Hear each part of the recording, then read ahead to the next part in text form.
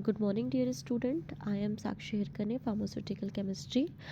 I am going to start our new topic, which is from Unit 4, that is miscellaneous compound. Okay, so start with the definition of miscellaneous compound.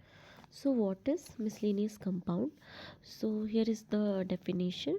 Miscellaneous compound are important inorganic substance used in pharmaceutical preparation, diagnostic therapy and laboratory analysis. Okay, तो miscellaneous compound एक ऐसा important inorganic substance है जो कि हमारे pharmaceutical preparation में या industry में या लेबोरेटरी में या किसी भी एनालिसिस में या किसी भी डायग्नोस्टिक थेरेपी में, किसी भी टाइप की चीज़ों में, किसी भी टाइप की प्रिपरेशन में, फार्मेसी से रिलेटेड इस सब चीज़ों में बहुत ज़्यादा इम्पॉर्टेंट ये होते हैं मिसलिनियस कंपाउंड. ठीक है, miscellaneous compound are inorganic substance that do not belong a single specific class but are used for various pharmaceutical purpose such as treatment, prevention, diagnosis of disease और pharmaceutical aids.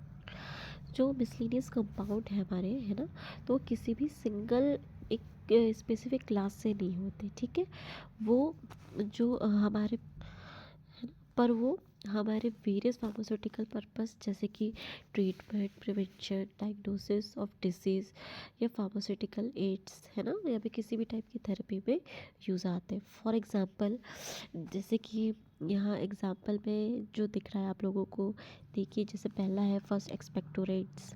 ठीक है, हिमैटिक्स, हिमैजेनिक्स, antidote and एस्ट्रीजन. ठीक है, ये सारे example हैं अपने किसके, मिसलिनियस कंपाउंड के. तो हम पहले बात करेंगे, जैसे कि पहले लेक्चर में हम बात कर चुके हैं हिमैटिक्स की. ठीक है, हिमैटेनिक्स की, एक्सपेक्टोरेंट्स की. ठीक है, तो अब हम बात करेंगे पॉइजन्स ऑफ एंटीडोट. ठीक है, what is poison and what is antidote. तो here start with the definition of poison and antidote. ठीक है, an antidote is a substance that neutralize or counteract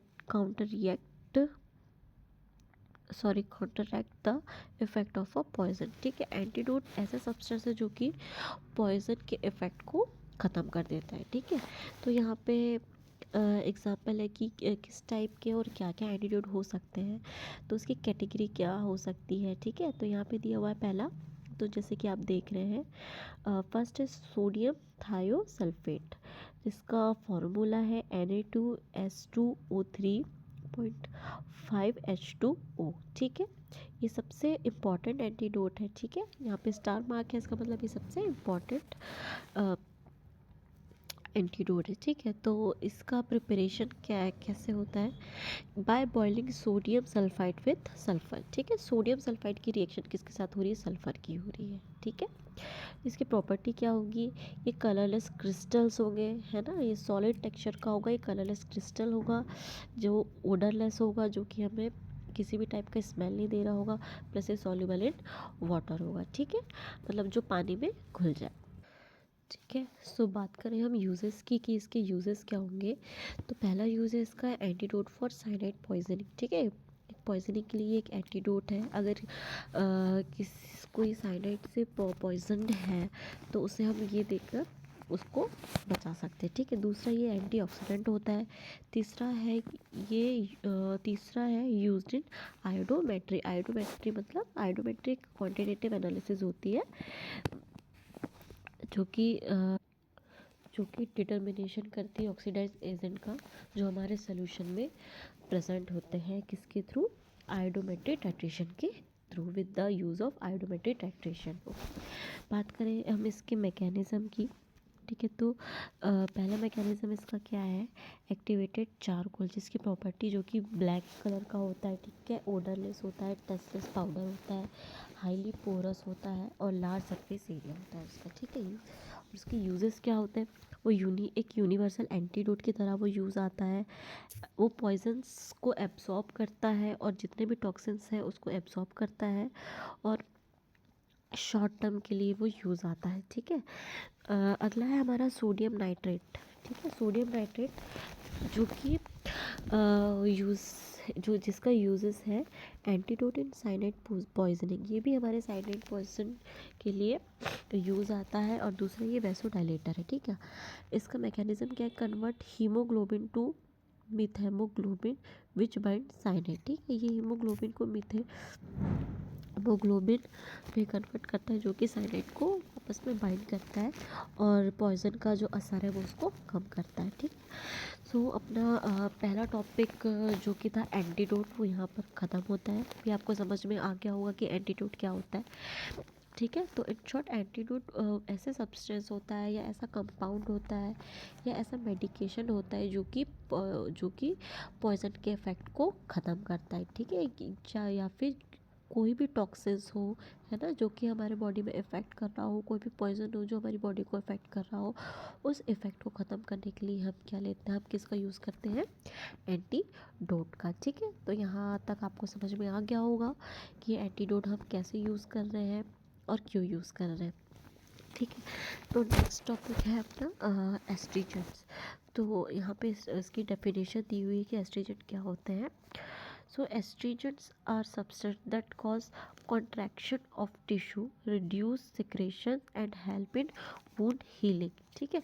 wound healing का मतलब क्या होता है, वुंड मतलब क्या होता है, वुंड जो हमारे शरीर में कभी किसी चीज़ कुछ लगने की वजह से जो घाव हो जाते हैं, ठीक है, उसको रिड्यूस करने के लिए, उस जो घाव है उसको ठीक करने में हेल्प करता है, ठीक है। सिक्रेशन रिड्यूस करने में हेल्प करता है, ठीक है।